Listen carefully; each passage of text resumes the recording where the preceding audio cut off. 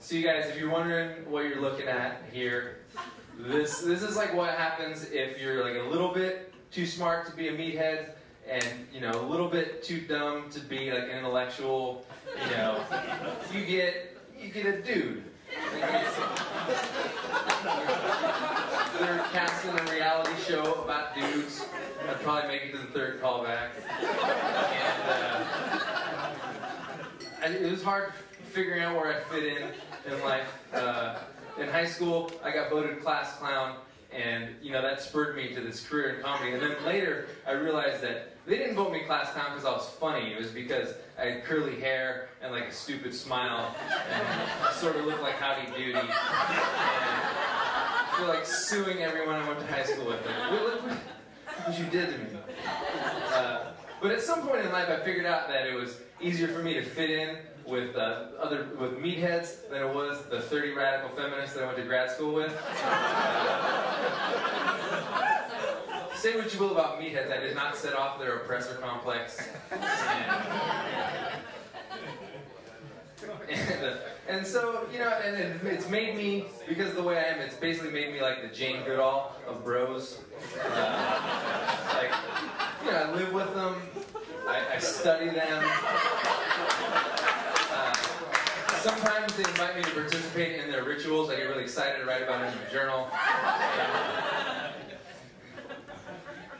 And it's an apt analogy because, meatheads, chimps, very similar in a lot of ways. Because, like chimps, when they get mad at you, they'll rip your face off. Like that's their one move.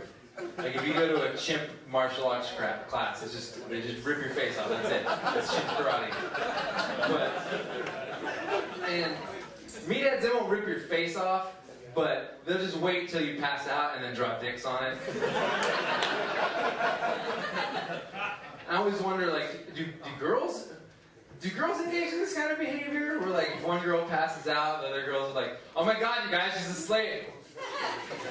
Quick, Betsy, come here! I'm gonna drop my pussy on her. Take a picture with my tits and her hair." Oh my God, last night you were so drunk, I totally milk-bagged you. Milk-bagged you in front of everyone.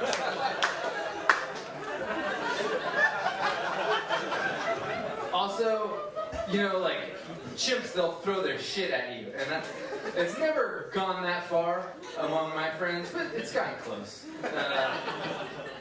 That's why one time I was hanging out with one of my friends, and he was wearing this corduroy jacket with like leather patches on the elbows, and everybody was telling him that was gay. And I don't know, I didn't think it was. I feel like if it was gay, the patches would be on the knees. Like, I don't know what the elbow patches would do. Like maybe you're just really rude at the dinner table and you're shoveling some dicks into your mouth. Look at how you're holding them, man. Were you born in a barn? And no one actually threw shit at him, but what they did was they waited till he passed out, and then one guy shit in a Ziploc bag, and then wrapped it up, and then stuck it in his inside coat pocket. And I don't really have a joke for that, because it's just like this, it's like this thing that actually happened. And then the next morning we spent like the first 20 minutes trying to convince him that he had actually done it himself. Yeah, dude, I don't know, you blacked out. You fucking do some weird stuff when you're drunk. You just waving your poop around. I don't know what you're on about, man.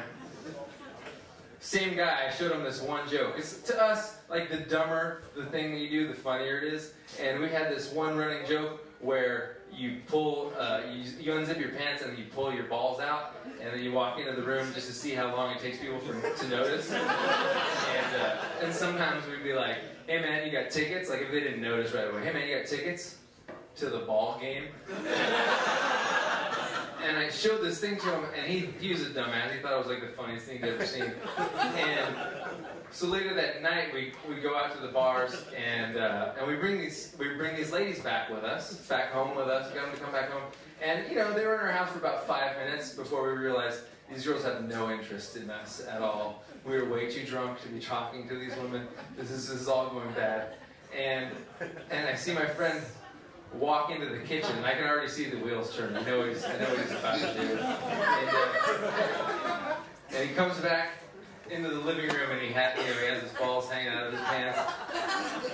And he's like, "Hey, you ladies got tickets?"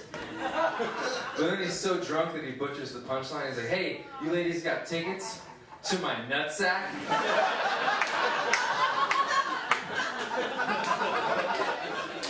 And like, I just want to climb inside these girls' heads just for 5 minutes because they've never seen this joke before. They just must think it's the most aggressive pickup line that they've ever seen. Like, yeah, you want it?